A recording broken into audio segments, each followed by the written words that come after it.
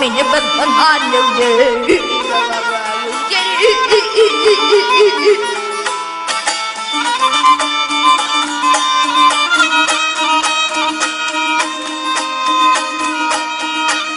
Yıktım bilim kuvveti ateş maviye, iki aşık dünyada birbirine gelir.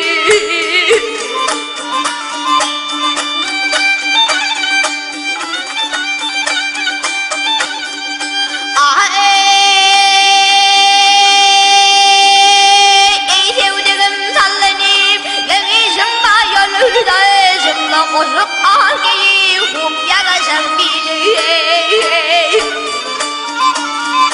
Benim dünyanın dilbe yok bilir. Kancalalı bağımı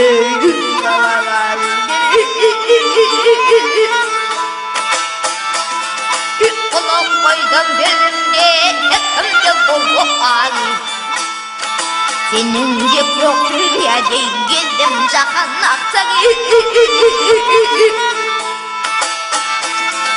Behtiyacı değilken zaten ben aşık ol gönlüm.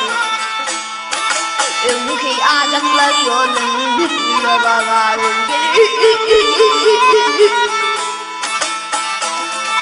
Hayır.